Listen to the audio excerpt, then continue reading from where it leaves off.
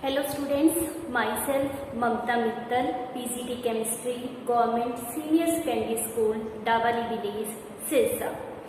आज हम करने जा रहे हैं क्लास +1 का chapter states of matter part 2।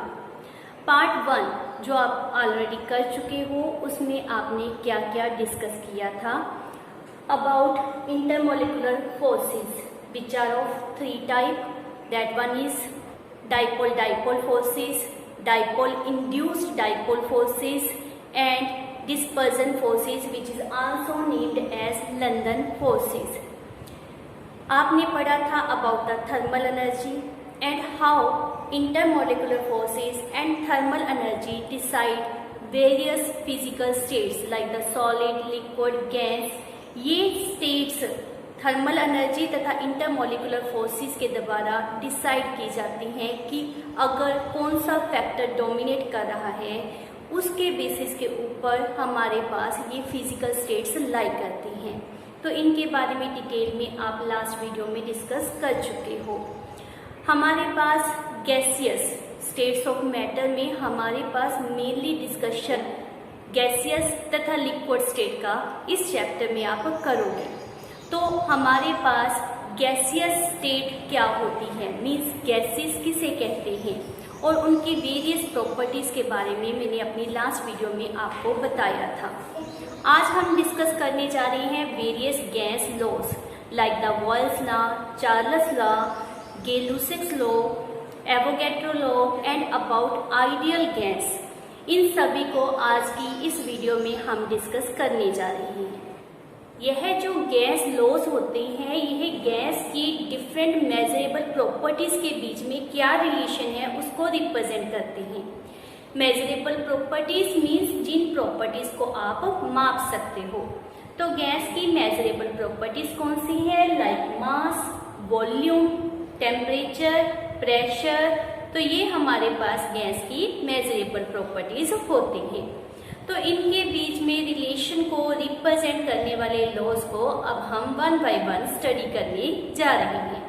सबसे पहले है हमारे पास बॉयल्स लॉ। तो बॉयल्स लॉ हमारे पास क्या कहता है, इट स्टेट्स दैट प्रेशर जो होता है गैस का, that is inversely proportional to its volume. Gas का प्रेशर उसके वॉल्यूम के इनवर्सली प्रोपोर्शनल होता है एट द कांस्टेंट कंडीशंस। इस समय कांस्टेंट कंडीशन क्या होगी, that is number of moles means fixed amount of gas and temperature. Clear. जब टेम्परेचर और गैस की अमाउंट फिक्स ली जाती है तो pressure inversely proportional to volume होता है। आपको पता है अगर हमने प्रोपोर्शनल को रिमूव करके इक्वल के साइन को पुट करना है तो वी नीड अ कांस्टेंट। तो यहाँ पर constant of proportionality let's suppose K1 है। तो हमारे पास एक्सप्रेशन क्या आ जाएगा, P equal to K1 upon V। और इसको हम किस तरह से रिप्रेजेंट कर सकते हैं, that is pressure and volume का जो प्रोडक्ट है दैट इज कांस्टेंट। तो ये हमारे पास क्या है, बॉयल्स लॉ। आप नॉर्मली देखते हैं कि एट अ कांस्टेंट टेम्परेचर के ऊपर अगर हमने गैस को कंप्रेस किया, क्लियर, तो क्या होगा, उसका वॉल्यूम डिक्रीज हो जाएगा, उसके अंदर जो मॉलिक्यूल्स है उनकी स्पीड इंक्रीज हो जाएगी and they will exert high pressure on the walls of container. तो रिजल्ट क्या आता है कि वॉल्यूम डिक्रीज करने के ऊपर प्रेशर इंक्रीज होता है। तो इसी रिलेशन को हमारे पास by the Boyle's that is known as Avogadro Boyle के द्वारा एक्सप्लेन किया गया। लेट्स सपोज कोई गैस हमारे पास दी गई है, उसमें प्रेशर P1 है तथा वॉल्यूम V1 है। उसके बाद हमने गैस को एक्सपेंड कर दिया, मींस एक्सपेंशन की प्रोसेस में वो गैस जा रही है। तो क्या वॉल्यूम और प्रेशर वही रहेंगे, नहीं, वो चेंज होंगे। तो जो हमारे पास न्यू प्रेशर तथा वॉल्यूम बनता है, let that is P2 and V2। अब हमारे पास दो टर्म्स आ गई, P1 V1, P2 and V2। तो इस पास रिलेशन क्या आएगा, that is P1 V1 is equal to P2V। ये हमारे पास शुरू में प्रेशर तथा वॉल्यूम था गैस का। जब हमने एक्सपेंशन की गैस की तो हमारे पास प्रेशर एंड वॉल्यूम यह आ जाएगा। लेकिन हमारे पास जैसा कि गैस लॉ रेफर कर रहा है कि product of pressure volume always remain constant, तो अगर प्रेशर आपके पास let's suppose new one decrease हुआ है तो वॉल्यूम इंक्रीज हो जाएगा, मींस दोनों का product remain same. So our formula is P1V1 is equal to P2V2 which is constant। इस टर्म को बेटर एक्सप्लेन करने के लिए हमारे पास ग्राफिकल रिप्रेजेंटेशन है। तो लेट्स स्टडी हमारे पास ग्राफ के द्वारा किस तरह से वॉल्स लॉ को एक्सप्लेन किया गया है। तो ग्राफिकली हम वॉल्स लॉ को दो तरीके से एक्सप्लेन करते हैं। जैसा कि आप देख रहे हो फर्स्ट वन ग्राफ, यहाँ पर हमारे पास जो ग्राफ प्लॉट किया गया है that is between pressure and volume. Pressure and volume में आपके पास क्या रिलेशन था, that is inversely proportional to each other. इसीलिए हमारे पास इस तरह की कर्व्स ऑब्टेन होती हैं एट द डिफरेंट टेम्परेचर। तो इस ग्राफ में आपके पास तीन कर्व रिप्रेजेंट की गई है। जो हमारे पास सबसे नीचे वाली कर्व है वो लो टेम्परेचर के ऊपर है और सबसे ऊपर वाली कर्व हाई टेम्परेचर के ऊपर है। For each curve temperature remain constant, उस कर्व के लिए टेम्परेचर कांस्टेंट है। Amount of gas means number of mole constant होते हैं। और यहाँ पर एक इंटरेस्टिंग टर्म है हमारे पास that is isotherm. Isotherm means iso means same, therm means temperature. तो ये जो हमारे कर्व्स हैं इनको हम नाम देते हैं isotherms because these curves are plotted at same temperature. जब आपके पास टेम्परेचर फिक्स होता है तब ये आपके पास कर्व बनते हैं। For each curve temperature fix है, इसीलिए इन कर्व्स को नाम क्या दिया जाता है, आइसोथर्म्स। सेकंड हमारा जो ग्राफ रिप्रेजेंट किया गया है तो उसमें स्ट्रेट लाइन क्यों बन रही है, आप इनको ध्यान से देखें। हमारे पास on the Y axis pressure लिया गया है और ऑन द एक्स एक्सिस क्या है, 1/V। तो प्रेशर और 1/V के बीच में क्या रिलेशन है, दैट इज डायरेक्टली होने के कारण हमारे पास क्या ऑब्टेन हो रही है, स्ट्रेट लाइंस। पिछले ग्राफ की तरह ही हमारे पास जैसे जैसे टेम्परेचर राइज होता जाएगा तो हमारे पास स्ट्रेट लाइंस जो है टुवर्ड्स द वाई एक्सिस आपको रिप्रेजेंट की जाएंगी। तो ये दोनों ग्राफ हमारे पास प्रेशर तथा वॉल्यूम में रिलेशन को रिप्रेजेंट करते हैं। यहाँ पर एक बात जरूर माइंड में रखनी है कि एज प्रेशर इंक्रीज होता जाता है तो जो हमारी गैस है वो वॉल्स लॉ को डेविएट करने लग जाती है, मीन्स वॉल्स लॉ को फॉलो नहीं करती। तो हाई प्रेशर के ऊपर बेटा आपको स्ट्रेट लाइन ऑब्टेन नहीं हो। वॉल्स लॉ है that is also proves the relation between density and pressure. किस तरह से, अभी हमने क्या मेंशन किया कि PV is equal to K1। Clear.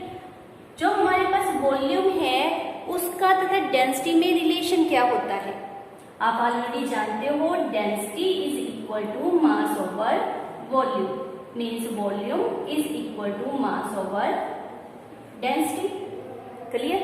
तो हमने वॉल्यूम की जगह पर mass over density mention. As a result हमारे पास डेंसिटी तथा प्रेशर में यह रिलेशन ऑब्टेन हो जाएगा। मास ऑफ गैस आप जानते हो हमने पहले ही लॉ में फिक्स लिया है, कांस्टेंट यह भी हमारे पास एक फिक्स अमाउंट है, तो इनका रेशो हमारे पास एक न्यू कांस्टेंट दे देगा दैट इज K डैश। तो हमारे पास Pk dash is equal to D, और इसको किस तरह से लिख सकते हैं, D is equal to K dash P। तो यहाँ से आपके पास क्या रिलेशन ऑब्टेन हुआ कि density is directly proportional to pressure. जैसे ही हमने गैस को कंप्रेस किया तो रिजल्ट क्या आएगा कि जो गैस के मॉलिक्यूल हैं वो एक स्मॉलर वॉल्यूम को ऑक्यूपाई कर रही हैं। रिजल्ट क्या आएगा कि वो जो मॉलिक्यूल्स हैं वो एक दूसरे से ज़्यादा टकराएंगे, with the walls of container ज़्यादा टकराएंगे तो प्रेशर ज़्यादा एक्सर्ट करेंगे। एज वेल एज मॉलिक्यूल्स एक दूसरे के क्लोज आ गए, रिजल्ट क्या आएगा, उनमें डेंसिटी इंक्रीज हो जाएगी। तो जब आपके पास गैस का प्रेशर इंक्रीज होता है तो डेंसिटी भी इंक्रीज होती है। तो अब हम कर रहे हैं बॉयल्स लॉ से related numerical. Balloon is filled with the hydrogen at room temperature. It will burst if pressure exceeds 0.2 bar. If at 1 bar pressure, the gas occupies 2.27 liter volume, up to what volume can the balloon be expanded?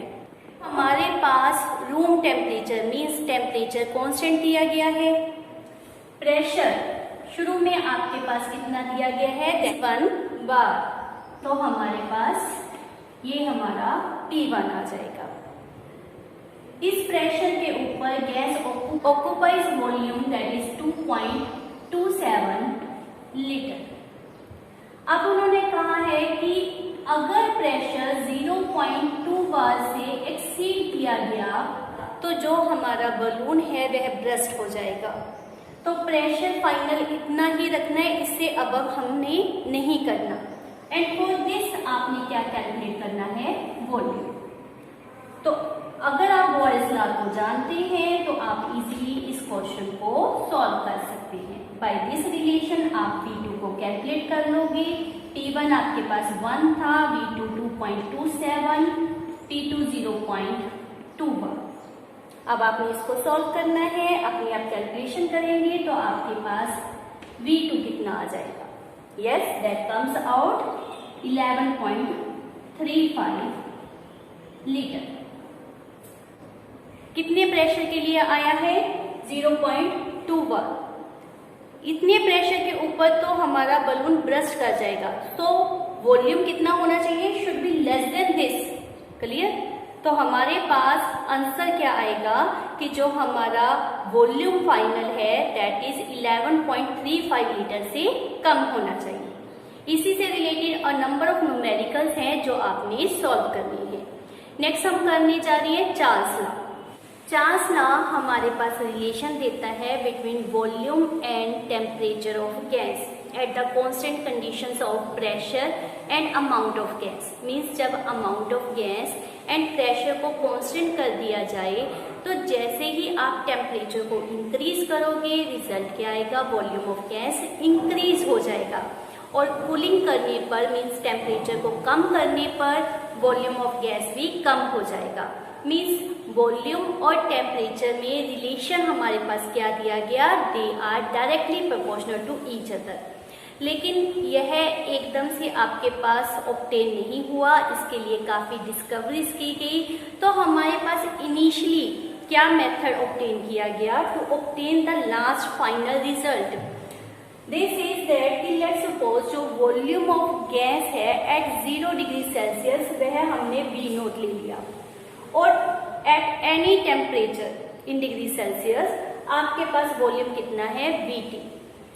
अब हमारे पास उन्होंने mention किया for each degree rise in temperature volume of gas increases by 1/273.15 of its original volume at 0 degree Celsius. Means 0 degree Celsius के ऊपर जो volume है अगर आपने टेम्परेचर में राइज किया तो कितना चेंज आ जाएगा उसमें, that is increases by 1/273.15 of its original volume. इस रिलेशन को जब हम सॉल्व करते हैं तो हमारे पास V not means volume at 0 degree Celsius common, तो यह बन जाएगा। एज ए रिजल्ट आपके पास यह रिलेशन ऑब्टेन हो जाता है। लेट हम यहाँ पर सपोज करते हैं कि 273.15 इज T नोट, इसको हम T नोट से रिप्रेजेंट करते हैं और 273.15 प्लस T हमारे पास किसको रिप्रेजेंट करता है, T को, कैपिटल T पैर में स्मॉल t को। तो इसके वैल्यूज को यहाँ पर पुट करने पर हमें क्या ऑब्टेन हुआ, VT equal to V naught अब हमारे पास इसके लिए एक्सप्रेशन क्या आया है, दिस वन, और 273.15 को हम क्या रेफर करेंगे, टी नोट। इसको और बेटर लिख लेते हैं, BT upon TT is equal to V naught upon T naught. यह हमारे पास एक्सप्रेशन ऑब्टेन हो जाएगा। इसको और बेटर लिखने के लिए हम क्या रेफर कर देते हैं, जो ओरिजिनल वन है हमारे पास दैट इज V1 T1 और जो फाइनल ऑब्टेन हुए हैं दैट इज V2 T2। तो एक्सप्रेशन क्या बन गया, V1 over T1 is equal to V2 upon T2। यह क्या एक्सप्रेशन है हमारे पास, V over T is constant जिसको हम K2 का नाम रिप्रेजेंट करते हैं। तो V ओवर T कांस्टेंट है, तो it means V directly proportional to T होगा। और यह टेम्परेचर किस में होगा, केल्विन। वाई, बिकॉज आप अच्छी तरह से जानते हैं कि यह जो हमने एक्सप्रेशन मेंशन किया है इसमें हमारे पास T अगर डिग्री सेल्सियस है तो यह हमारे पास क्या होता है, केल्विन।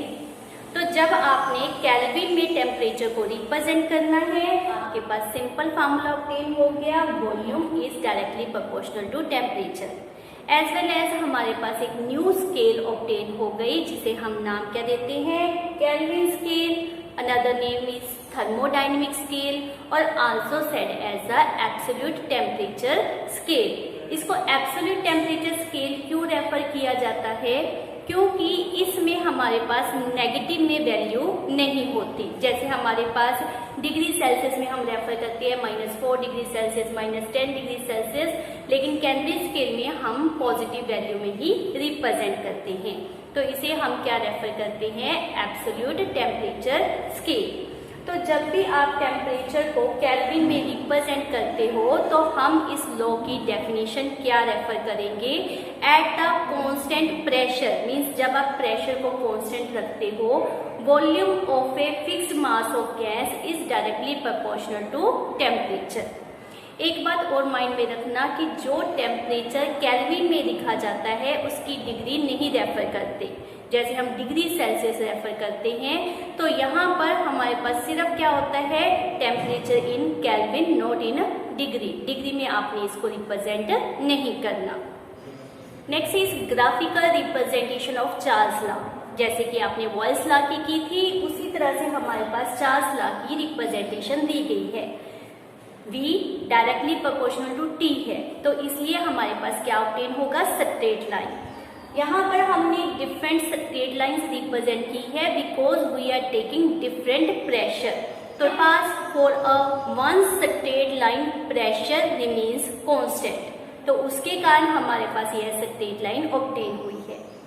एक और टर्म आपने माइंड में रखना है, बिकॉज हम क्या मेंशन कर रहे हैं कि प्रेशर कांस्टेंट है, इसीलिए हम यहाँ पर जो लाइंस ऑब्टेन हुई हैं उनको नाम देते हैं आइसोबार। आइसोबार का मतलब क्या होता है, आइसो मीन्स सेम कांस्टेंट और bar means pressure, because these lines are obtained at a constant pressure, इसीलिए हम इसे नाम देते हैं आइसोबार्स। नेक्स्ट है हमारे पास graphical representation of Charles law. तो जैसे कि आपके पास ग्राफ में रिप्रेजेंट किया गया है, pressure directly proportional to volume है, so we obtain straight line, और इन स्ट्रेट लाइन को नाम क्या दिया जाता है, isobar. Isobar means the curves which are obtain at the constant pressure. आपको पता है बार जो होता है वो प्रेशर का यूनिट होता है, तो इन स्ट्रेट लाइंस को हम नाम क्या देते हैं, isobar. These lines are obtained at the different constant pressure। आप देख रहे हैं कि इन लाइंस को ऊपर हमने सॉलिड लाइंस में रिप्रेजेंट किया है और नीचे जाते हुए यह रफ रिप्रेजेंट की गई हैं। वाई, बिकॉज जैसे जैसे आप टेम्परेचर को डिक्रीज करते जाते हो वॉल्यूम डिक्रीज होता जाएगा और one state come when all the gas convert into liquid. सभी लाइंस एंड में जाकर -273.15 के ऊपर मीट करती है, जिसको हम रेफर करते हैं जीरो वॉल्यूम। मीन्स यहाँ इस टेम्परेचर के ऊपर गैस पोसेस जीरो वॉल्यूम। कहने का मतलब है कि गैस प्रेजेंट नहीं होती, that is completely convert into liquid state. तो before this one temperature range obtain, gas liquid में कन्वर्ट होनी स्टार्ट हो जाती है, इसीलिए हम इसको रफ लाइन में रिप्रेजेंट करते हैं। दिस -273.15, जिसको आप सिंपली -273 डिग्री सेल्सियस रिप्रेजेंट करते हो, that is also said as absolute zero. Why? Because जैसे अभी मैंने बताया कि at this temperature volume of gas zero होता है। अब हम करेंगे numerical. On a ship sailing in the Pacific Ocean where the temperature is 23.4 degrees Celsius, a balloon is filled with 2 liter air. What will be the volume of balloon when the ship reaches Indian Ocean where the temperature is 26.1 degrees Celsius? इस question में आपके पास volume starting में 2 litre दिया है, जिसको हम V1 refer करेंगे। टेम्परेचर जो इनिशियल दिया गया है दैट इज 23.4 डिग्री सेल्सियस। जैसा कि मैंने अभी आपको मेंशन भी किया था कि जब हम फार्मूला पुट करना चाहते हैं V1/T1 इक्वल टू V2/T2, तो हमें टेम्परेचर केल्विन में चाहिए। तो इसलिए हम इसमें क्या करेंगे, 273 ऐड करेंगे। 0.15 होता है, लेकिन हम सिंप्लिसिटी के लिए ओनली 273 यहाँ पर ऐड करेंगे। तो यह हमारे पास कितना बन जाएगा, 296.4 डिग्री 4 केल्विन। क्लियर? वॉल्यूम जो बाद में टेम्परेचर राइज करने पर ऑब्टेन होगा उसे हमने कैलकुलेट करना है। नेक्स्ट जो टेम्परेचर आपके पास दिया गया है वह कितना है, 26.1 डिग्री सेल्सियस। इसको भी हमने केल्विन में कन्वर्ट कर देना है। तो यह हमारे पास कितना आ जाएगा, 299.1 डिग्री 1 केल्विन। इस फार्मूले को अब हम अप्लाई करेंगे और बड़ी ही आसानी से हमारे पास आंसर ऑब्टेन हो जाएगा, दैट इज V1T2/T1। तो वॉल्यूम इज 2 × 299.1 / 296.4। तो इसको आप सॉल्व करो। सॉल्व करने पर क्या आंसर ऑब्टेन होगा, 2.018 लीटर। तो ये हमारे पास with the help of Charles law answer obtain होगा।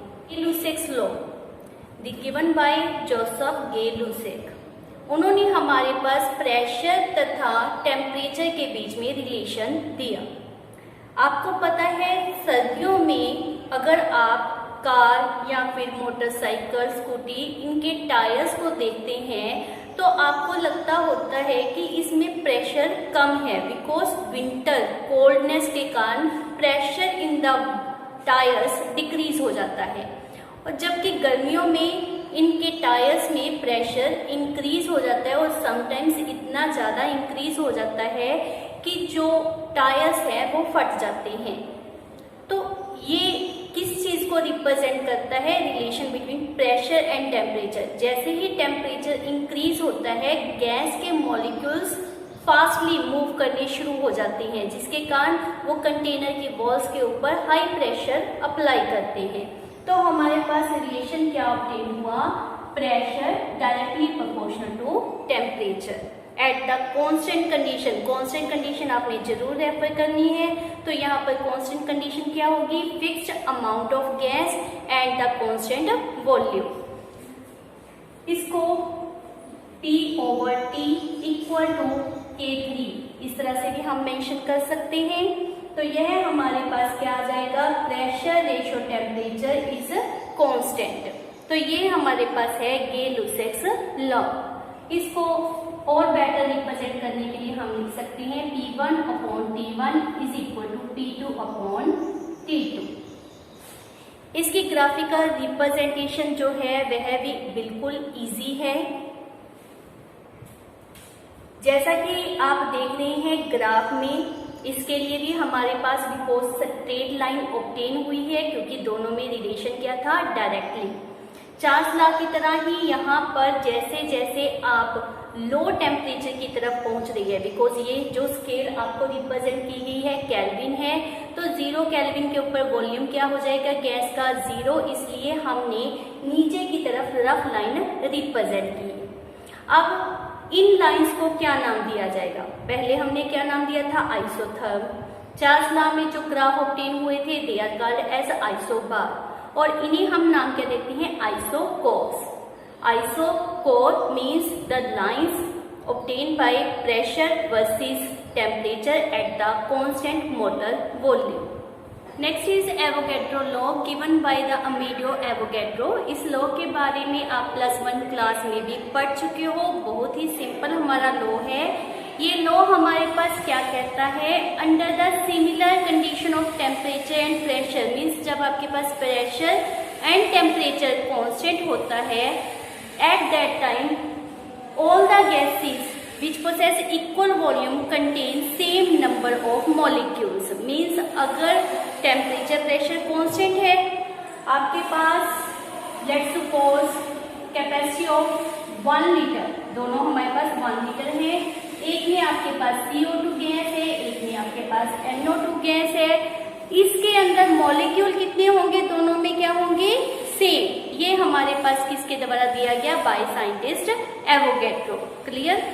तो हमारे पास मॉलिक्यूल और मोल में क्या रिलेशन होता है, ये भी आपने +1 में किया हुआ है, फर्स्ट चैप्टर में किया था ना, कि हमारे पास mole is equal to number of molecule upon Avogadro constant.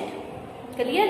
Avogadro constant कितना होता है? 6.022 इंटू 10⁻23। तो इससे आपके पास टर्म क्या आती है कि n that is number of moles is directly proportional to capital N means number of molecules. तो हमारा रिलेशन क्या था? Volume directly proportional to number of molecule.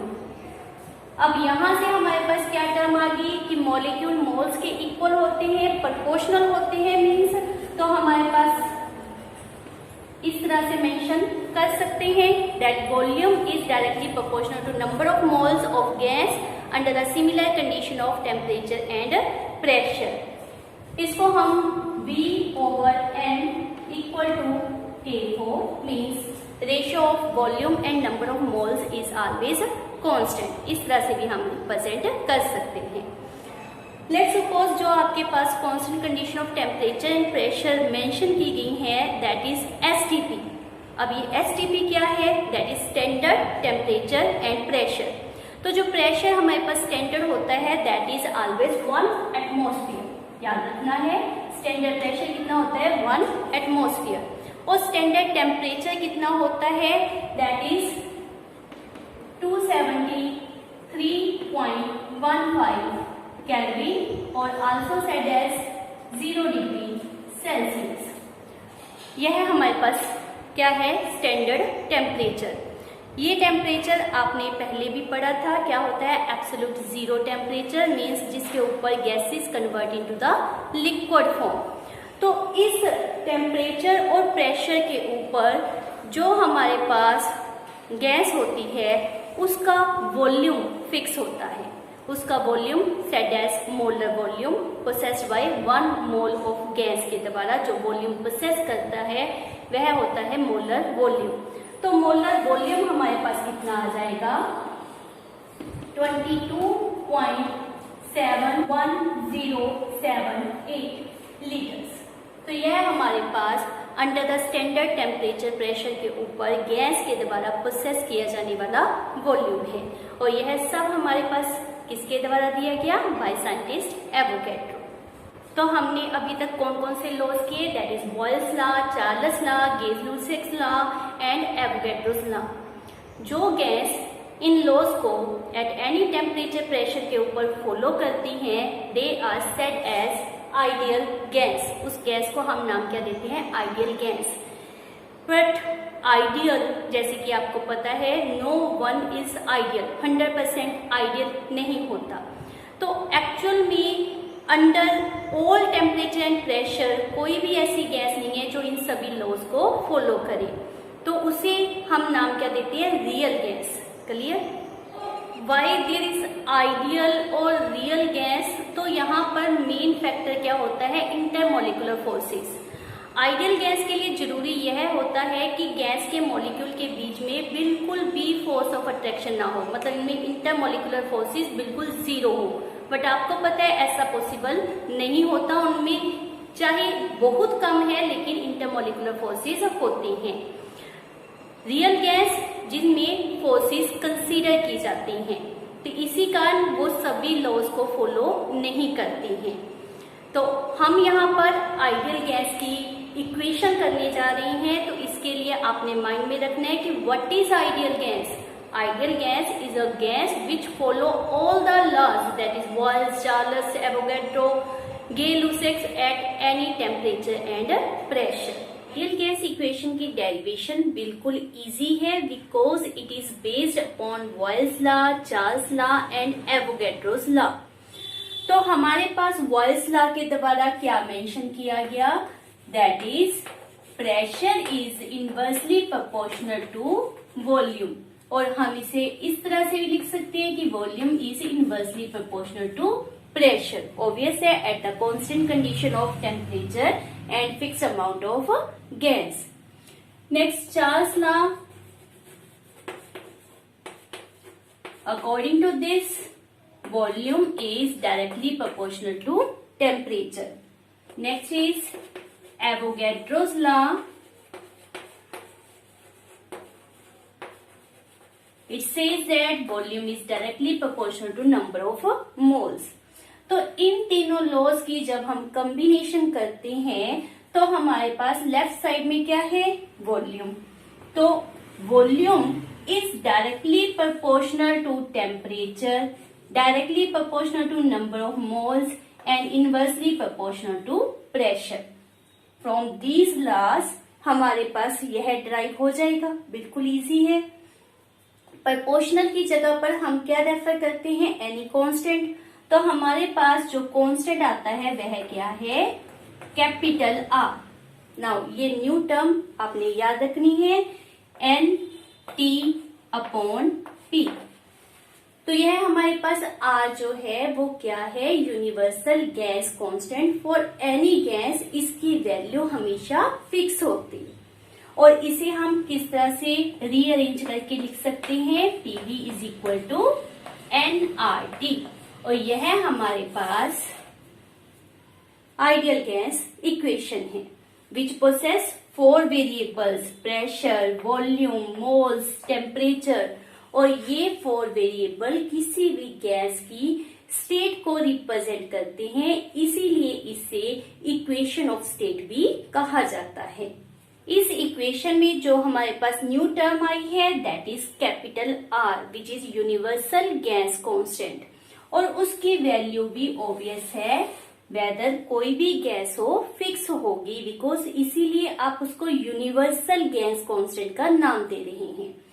यदि हम मान लेते हैं कि प्रेशर आपके पास 1 बार दिया गया है, volume that is standard volume, उसको हमारे पास पहले भी बताया गया 22.7 हम रेफर कर रहे हैं लीटर, और मोल्स 1 मोल है। टेम्परेचर स्टैंडर्ड लेंगे दैट इज 273 केल्विन। क्लियर। अगर हम ये वैल्यूज इस इक्वेशन में पुट करते हैं, मेरे पास यहां से जो वैल्यू ड्राइव होगी वो कितनी आएगी, 0.0821, और यूनिट भी याद रखनी है, वो क्या आएंगे, ऑब्वियस है बार, देन वॉल्यूम के लिए लीटर, अपॉन में मोल एंड केल्विन। तो ये हमारे पास इसके यूनिट आएंगे। अगर आपके पास एटमॉस्फेयर में प्रेशर दिया हो तो थोड़ी सी चेंज आ जाएगी, तब हमारे पास वैल्यू दिस वन होगी, दैट इज 0.0831। अगर आपसे SI यूनिट्स में वैल्यू पूछी जाए तो प्रेशर को हम पास्कल में रिप्रेजेंट करते हैं। 1 एटमॉस्फेरिक प्रेशर 10⁵ पास्कल के इक्वल होता है। जो वॉल्यूम होता है उसको लीटर में नहीं मीटर क्यूब में रिप्रेजेंट किया जाता है। तो एज ए रिजल्ट आपके पास वैल्यू क्या आएगी 8.314। उसके यूनिट क्या आएंगे, जैसे मैंने अभी आपको बताया, पास्कल, मीटर क्यूब, मोल, केल्विन, पर मोल एंड पर केल्विन। तो ये हमारे पास आर की डिफरेंट वैल्यूज होती हैं। आपके पास पूछा जाता है कि what is value of universal gas constant in SI system, तो ये आप मेंशन कर सकते हो। यदि हमारे पास सिर्फ 3 वेरिएबल चेंज हो रही हों, जैसे कि pressure P1, volume V1, temperature T1, और आफ्टर सम चेंज आपके पास pressure P2, volume V2, temperature T2 हो, तो गैस इक्वेशन को किस तरह से रिप्रेजेंट करेंगे। तो हमने क्या रेफर किया था, प्रेशर, वॉल्यूम, इसको हम 1 की फॉर्म में रिप्रेजेंट करते हैं, equal to N R T, उस T को हम यहां पर रिप्रेजेंट करेंगे। क्लियर। सेकेंड, जब इसकी स्टेट चेंज हो गई तो हमारे पास क्या आ जाएगा, P2 V2 over T2 is equal to again NR। N fix है, मोल लेट आप 1 सपोज कर रही है, R पहले ही हमने मेंशन कर दिया कि यह यूनिवर्सल गैस कांस्टेंट है। तो राइट साइड दोनों की सेम है, इसलिए लेफ्ट साइड दोनों की क्या आ जाएगी, इक्वल। फ्रॉम इक्वेशन 1 एंड 2 आपके पास क्या ड्राइव हो गया, P1 V1 over T1 is equal to P2 V2 over T2, और इसे हम नाम क्या देते हैं, कंबाइंड गैस लॉ। इसके ऊपर बेस न्यूमेरिकल अब हम करते हैं। At 25 degree Celsius and 760 millimetre of mercury pressure a gas occupies 600 millilitre volume. What will be its pressure at a height where temperature is 10 degree Celsius and volume of gas is 640 milliliter। जैसा कि आपने numerical में पढ़ा, जो हमारे पास initial pressure दिया गया है उसको हम P1 रेफर कर रहे हैं, that is 760 millimetre of mercury. Volume V1 जो हमारे पास कितना दिया है, 600 मिलीलीटर। टेम्परेचर हमारे पास कितना दिया गया है, 25 डिग्री सेल्सियस, और यह हमने कन्वर्ट कर देना है इनटू केल्विन। तो एज ए रिजल्ट यह हमारे पास कितना आ जाएगा, 298 kelvin. Pressure that is P2 आपने कैलकुलेट करना है for the volume of 640 millilitre and temperature is of 283 Kelvin. Clear. आपने टेम्परेचर हमेशा केल्विन में कन्वर्ट करना है, फिर उसे अप्लाई करना है। According to our equation P1 V1 over T1 equal to P2 V2 over T2, हम सबकी वैल्यूज पुट करेंगे और P2 को सॉल्व करेंगे। तो हमारे पास P2 के लिए क्या टर्म आ जाएगी, P1 this much, V1 is 600 over T1 298, temperature भी मल्टीप्लाई में हो गया, दैट इज 283, वॉल्यूम आपके पास अपॉन में हो जाएगा, दैट इज 640।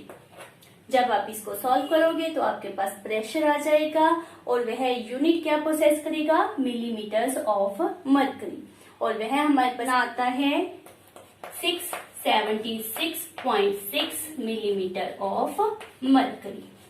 तो है ना, यह बिल्कुल ही सिंपल टाइप के क्वेश्चन। तो आज का हमारा यह lecture examination point of view से बहुत ही इम्पोर्टेंट है। फर्दर इस लेसन को समझने के लिए इन सभी गैस लॉज की नॉलेज होनी आपको बहुत ही जरूरी है। तो आज के लेक्चर में हमने क्या क्या डिस्कस किया about different laws, that is Boyle's law, Charles law, Avogadro law, Gay Lussac's law, and very very important ideal gas equation, combined gas equation and a number of numerical जो इनके साथ जुड़े हुई हैं। तो आपने इनके न्यूमेरिकल्स की अच्छी तरह से प्रैक्टिस करनी है, सभी सम को सॉल्व करना है। Thank you.